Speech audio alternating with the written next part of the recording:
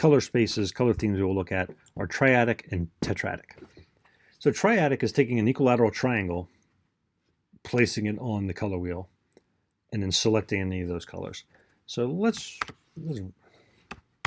rotate this triangle.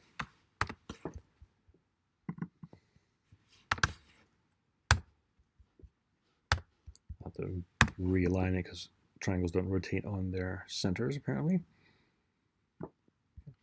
So this is what we've been given. Okay, we've got a red, we've got a blue that edges towards green a little bit, and we've got a yellow that edges towards green a little bit. So then what we can do is we can just select and see. Let's take the darker tint of red.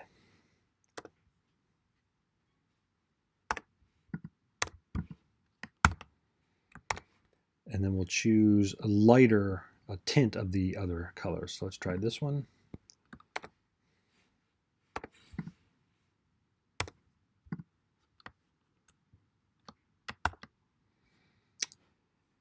And we'll go with this one. So there's our primary colors that we were talking about. But because we've used a shade of one and tints of the other two, it's not screaming that childhood color, right? So this could be a usable color space without screaming primary colors, right? But we could, let's rotate the triangle back.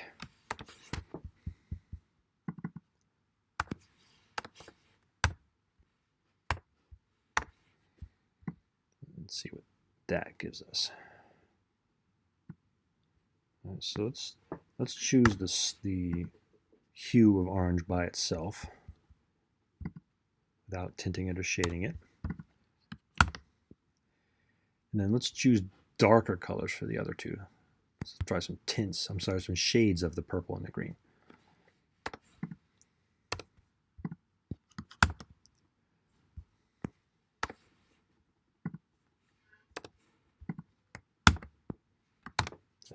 So there's another triadic color that could work. Triadic color theme that could work. And now let's look at tetradic. So we'll get rid of these guys and we'll bring up these guys. Okay. So now we got a square. So let's rotate the square in a little bit. Okay.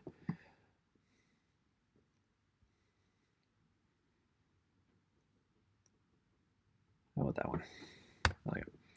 Okay, so let's choose some colors from here. So let's go with a tint of the purple.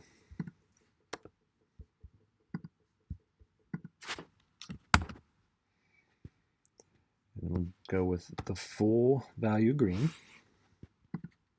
Actually, a bit of a yellow green.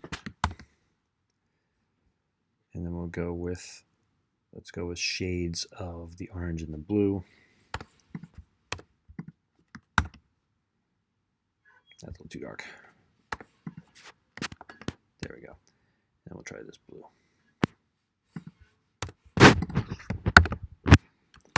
So there would be a tetradic color scheme.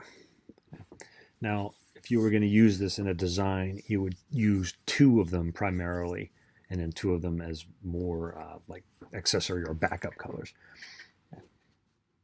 When we talk about color and emotion, which we'll get into in the next video, we need to think a little bit about the connotations among other cultures.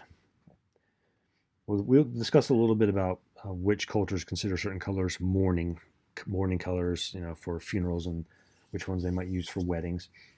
But we need to think about color a little differently.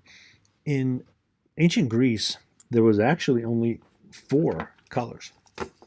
Now, of course, there were more than 4 colors in ancient Greece, but they didn't have names for them.